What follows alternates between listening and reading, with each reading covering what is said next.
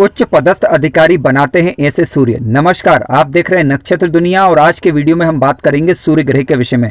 मित्रों, सूर्य ग्रह किस प्रकार जातक के मनोरथ को पूर्ण करते हैं और सेवा क्षेत्रों से लाभ कब देते हैं, इन सारी बातों का विचार आज के वीडियो में हम करने वाले हैं। मुख्यतः आज के वीडियो में हम कुंडली के सप्तम भाव से लगाकर कुंडली के 12वें भाव तक सूर्य ग्रह के क्या फल होते हैं इन पर चर्चा करेंगे। इसके पहले के वीडियो में हमने लग्न भाव से लगाकर कुंडली के 6ठे भाव तक सूर्य के क्या फल होते हैं इन पर चर्चा की थी। उससे संबंधित वीडियो की लिंक मैंने डिस्क्रिप्शन में दी हुई है। यदि आपने वह वीडियो नहीं देखा है तो अवश्य देखें। आइए शुरू करते हैं। आइए विचार करते हैं कि सूर्य ग्रह यदि कुंडली के सप्तम भाव में बैठ जाए तो किस प्रकार के फल हो सकते हैं।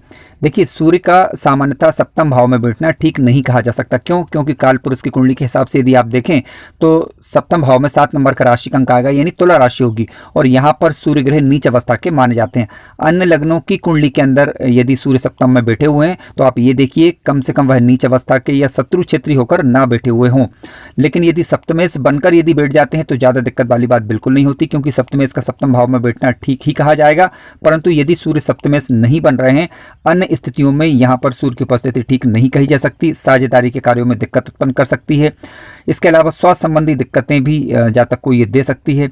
जातक ईर्ष्यालु किस्म का हो सकता है, या कह सकते हैं कि अपनी बात मनवाने वाला ऐसा जातक कहा जाएगा, क्योंकि सूर्य अनुशासन के कारक ग्रह हैं और राजा हैं। यानी सूर्य यदि ये सप्तम भाव में यदि बैठेंगे तो यहाँ पर कहीं ना कहीं दिक्कत या परेशानियों की तरफ ही सूचना देते हैं। परंतु फिर भी सप्तमेश बनकर या फिर मित्र क्षेत्र या उच्च राशि के होकर यदि बैठे हुए हैं तो ज़्यादा दिक्कत वाली बात बिल्कुल नहीं होती। लेकिन यदि नीच अवस्था के होकर या शत्रु क्षेत्री होकर यदि बैठ जाएं तो निसंदेह कहीं ना कहीं इस भाव को वो थोड़ा कमजोर करने का प्रयास करते हैं। हालांकि सूर्य की सप्तम दृष्टि के कारण जो कि लग्न भाव पर होगी तो जातक अनुशासन प्रिय होगा, सत्यवक्ता होगा और मुंह पर बोल देने वाला हो सकता है। इस बात की संभावनाएं बनती हैं।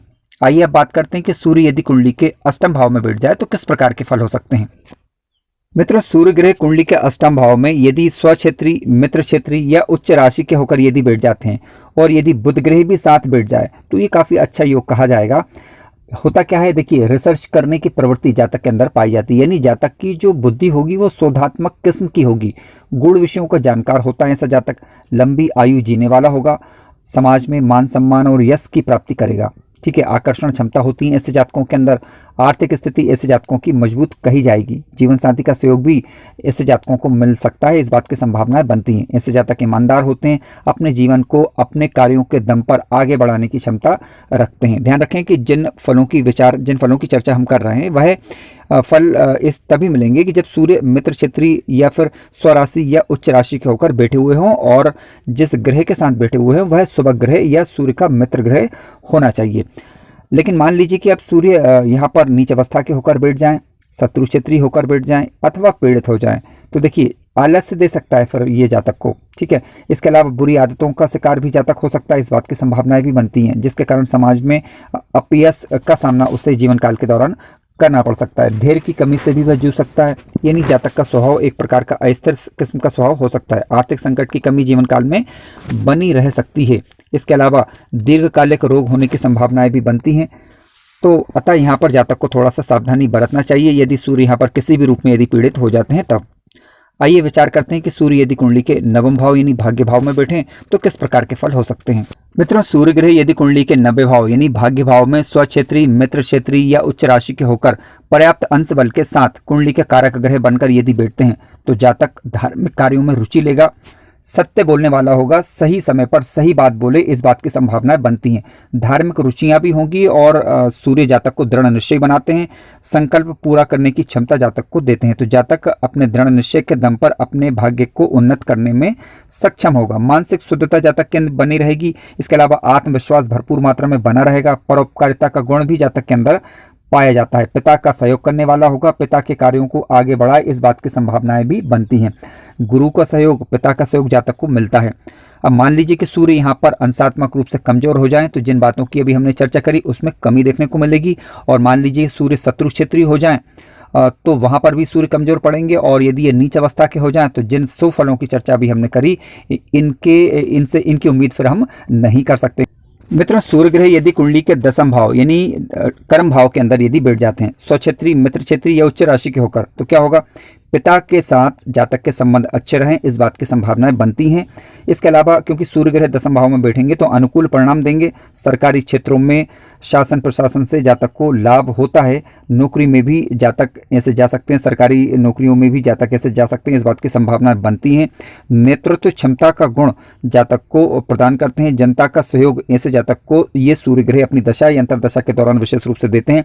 जातक के विचार सकारात्मक हों, इस बात में भी सूर्य जातक की सहायता करते हैं। हालांकि इसके लिए आपको धनेश की स्थिति पर विचार करना चाहिए, बुध की स्थिति भी देखना होगा, और इसके अलावा लग्न भाव पर और चंद्रमा पर किन ग्रहों का प्रभाव है इस बात को भी देखना होगा। तभी हम ये बोल सकते हैं कि जातक के वास्तविक विचार किस प्रकार के होंगे। हालांकि रहा सवाल सूर्य का, तो देखिए सूर्य दसम भाव में बैठकर जातक को उन्नत करने का प्रयास अवश्य ही करेंगे। व्यवसाय में सफलता भी देते हैं। जातक दयालु होगा और दया करने वाला होगा। अब मान लीजिए कि सूर्य ग्रह यहाँ पर नीच अवस्था के हो जाएं या शत्रु क्षेत्रीय हो जाएं, तो जातक अपने सहकर्मियों के साथ यानी जहां पर भी वो कार्य करेगा उनसे लड़ने झगड़ने वाला हो सकता है। और सरकारी क्षेत्रों में जिनकी अभी हमने चर्चा करी कि जातक को लाभ होगा, तो उल्टे वहां पर जातक को कहीं ना कहीं दिक्कत अथवा परेशानियों का सामना करना पड़ सकता है। तो इस बात की सूचना देते हैं। मान लीजिए कि सूर्य राहु के द्वारा दृष्टि या युत हो जाएं, तो कहीं ना कहीं अपयश की स्थिति या फिर मान सम्मान में कमी की स्थिति से जातक जूझ सकता है। मित्रों, सूर्य ग्रह यदि कुंडली के लाभ भाव में बैठ जाए तो किस प्रकार के फल हो सकते हैं, आइए विचार करते हैं। देखिए सूर्य ग्रह यदि कुंडली के लाभ भाव यानी एकादश भाव में बैठते हैं, स्वक्षेत्री, मित्र क्षेत्री या उच्च राशि के होकर कुंडली के कारक ग्रह बनकर, तो क्या होगा, समाज में मान सम्मान अच्छा रहेगा। जातक की बुद्धि प्रखर रहेगी। संतान के साथ हालांकि जातक के कुछ वैचारिक मतभेद हो सकते हैं, लेकिन पिता के साथ जातक के संबंध मधुर बने रहेंगे। पिता के कार्यों को आगे बढ़ाने वाला जातक हो सकता है और पिता से लाभ भी जातक को होता है। ठीक है, इनकम की स्थिति भी जीवन काल के दौरान अच्छी बनी रहती है। इसके अलावा यदि पंचमेश ग्रह या भाग्येश ग्रह या गुरु ग्रह यदि इनका सपोर्ट मिले तो जातक एक उच्च पदस्थ अधिकारी भी बन सकता है। यानी जातक के जीवन में समाज में मान सम्मान भी, यश भी अच्छा रहेगा। इसके अलावा राज सुख भी जातक भोग सकता है। जातक की ऊंची इच्छाएं होंगी और आत्मा और विवेक का साथ जातक को मिल पाता है। पिता भी जातक का सहयोग करने वाले होंगे और शासन प्रशासन से भी जातक को लाभ प्राप्त होता है। अब मान लीजिए कि सूर्य यहाँ पर शत्रु क्षेत्रीय होकर बैठ जाएं या अंशात्मक रूप से कमजोर हों, तो जिन बातों की चर्चा करी इनमें कमी आती है। और इसके अलावा मान लीजिए कि सूर्य नीच अवस्था के हो जाएं तो जातक को समाज के अंदर कभी ना कभी अपयश की स्थिति से गुजरना पड़ सकता है, या फिर कह सकते हैं कि मान सम्मान में कमी की स्थिति से जूझ सकता है, या फिर जिस कार्य का वह भागी है यानी जिस मान सम्मान का वह हकदार है उसमें कहीं ना कहीं कमी देखने को मिल सकती है।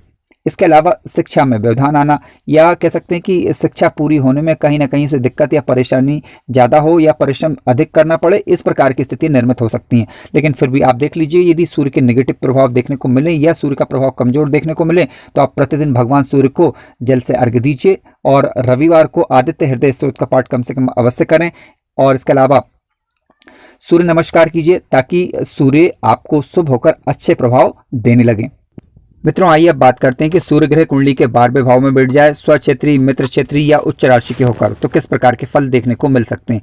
देखिए सूर्य यदि कुंडली के 12th हाउस में स्वक्षेत्री, मित्र क्षेत्री या उच्च राशि के होकर यदि बैठ जाएं तो जातक विदेश के माध्यम से धन अर्जित कर सकता है।